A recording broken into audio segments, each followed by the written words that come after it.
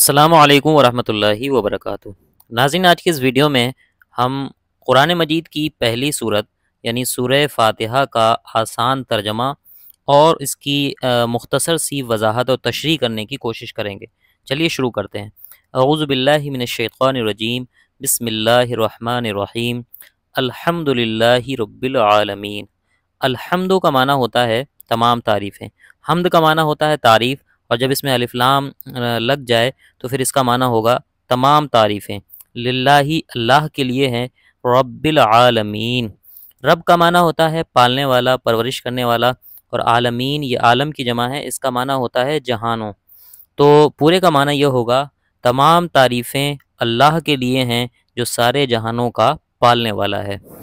الرحمن جو نہایت مہربان ہے، الرحیم اور رحمت والا ہے۔ مالک یوم الدین، یوم کا معنی ہوتا ہے دن اور دین کا معنی ہوتا ہے جزا، بدلہ۔ تو اب اس آیت کا معنی ہوگا جزا کے دن کا مالک، یوم جزا کا مالک۔ ایاک نعبد، ہم تیری ہی عبادت کرتے ہیں، و ایاک نستعین، اور ہم تجھی سے مدد مانگتے ہیں۔ اہدنا، ہمیں ہدایت دے، الصراط، صراط کا معنی ہوتا ہے راستہ، المستقیم، سیدھا، ہمیں سیدھے راستے کی ہدایت دے۔ صراط الذین، راستہ ان لوگوں کا، انعمتا، تو نے انعام کیا، علیہم، جن پر تو نے جن پر انعام کیا، غیر المغضوبی، نہ کہ ان لوگوں کا راستہ، المغضوب علیہم، جن پر تیرا غضب ہوا، ولا الضالین، اور نہ ہی ان لوگوں کا راستہ جو بھٹک گئے۔ ضالین کا معنی ہے بھٹکنے والے۔ تو یہ تھا اس سورہ کا آسان ترجمہ۔ اب ہم اس کی مختصر سی تشریح دیکھ لیتے ہیں۔ پہلی آیت میں اللہ رب العزت ارشاد فرماتا ہے کہ تمام تعریفیں اس اللہ کے لیے ہیں جو سارے جہانوں کا پالنے والا ہے۔ اب کچھ تعریفیں تو ایسی بھی ہوتی ہیں جو ہم دنیا والے لوگوں کے لیے کرتے ہیں، لوگوں کی تعریف کرتے ہیں، جگہوں کی تعریف کرتے ہیں، چیزوں کی تعریفیں کرتے ہیں، تو پھر اس کا کیا مطلب ہے؟ تو دیکھیں، ہم دنیا میں کسی بھی چیز کی تعریف کریں، حقیقت میں وہ اللہ ہی کی تعریف ہوتی ہے، کیونکہ دنیا کی ساری چیزوں کا، کائنات کے ہر ذرے کا خالق اور اس کا رب جو ہے وہ اللہ رب العزت ہی ہے۔ تو مثال کے طور پر جب دنیا میں کوئی انسان کوئی چیز بناتا ہے اور ہم اس چیز کی تعریف کرتے ہیں تو در حقیقت اس چیز کی تعریف نہیں ہوتی ہے، وہ اس بنانے والے کی تعریف ہوتی ہے۔ ایسے ہی کائنات میں ہر چیز اللہ ہی کی بنائی ہوئی ہے، تو کائنات میں اگر کسی بھی چیز کی تعریف کی جائے تو وہ در حقیقت اس تعریف کا حقیقی مستحق جو ہے وہ اللہ رب العزت ہی ہے، اور وہ تعریف اللہ ہی کی ہوتی ہے۔ اس اعتبار سے کائنات کی ساری تعریفوں کا مستحق اللہ رب العزت ہی ہے۔ اس کے بعد اللہ نے فرمایا الرحمن الرحیم، رحمان اور رحیم دونوں کا معنی ہوتا ہے رحم والا، مہربان، رحمت والا، لیکن دونوں کے معنی میں تھوڑا سا فرق ہے۔ رحمان کا معنی یہ ہوتا ہے کہ جس کی رحمت بہت زیادہ ایکسٹینسو ہو۔ ایکسٹینسو کا مطلب یہ ہے کہ اس کی رحمت سب کو جامع ہو، کسی ایک طبقے کے ساتھ، کچھ افراد کے ساتھ خاص نہ ہو۔ مثال کے طور پر اللہ رب العزت کی جو رحمتیں ہیں وہ صرف مومنین کے لیے نہیں ہیں، بلکہ مومنین اور کافرین سب کو شامل ہیں۔ اسی طریقے سے انسانوں کے ساتھ جانوروں کو بھی شامل ہیں، بلکہ یہ کہا جائے کہ پوری کائنات کے ہر ذرے پر اللہ کی رحمتیں ہیں۔ تو اللہ کی رحمت جو ہے وہ بہت زیادہ ایکسٹینسو ہے۔ اور رحیم کا معنی ہوتا ہے کہ جس کی رحمت جو ہے وہ بہت زیادہ انٹینسو ہے، یعنی جس پر بھی اللہ کی رحمت ہے وہ بہت زیادہ ہے۔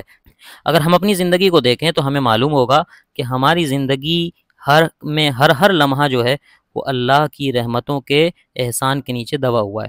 اس کے بعد اللہ فرماتا ہے مالک یوم الدین، یوم جزا کا مالک ہے۔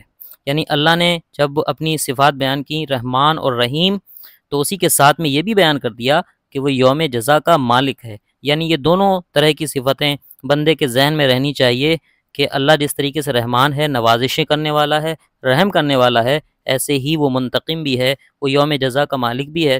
اگر کوئی انسان حد سے تجاوز کرے، لوگوں پر ظلم و زیادتی کرے، اللہ کی مخلوق پر زیادتی اور عدوان کرے، تو پھر اللہ اس کا بدلہ لینے والا بھی ہے۔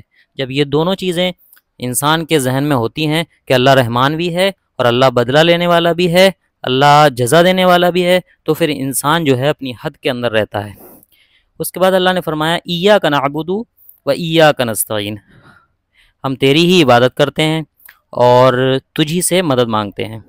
دنیا میں بھی ہم ایک دوسرے سے مدد مانگتے ہیں، لیکن وہ واسطہ اور ذریعہ سمجھ کر کے ہی ہوتا ہے، حقیقی مددگار اللہ ہی ہوتا ہے۔ تو ایک مومن کے ذہن میں یہ بات رہنی چاہیے کہ اگر دنیا میں بھی کوئی اس کی مدد کر رہا ہے تو وہ اللہ ہی کے اذن سے کر رہا ہے، اگر اللہ نہ چاہے تو کوئی بھی چیز انسان کی مدد نہیں کر سکتی ہے۔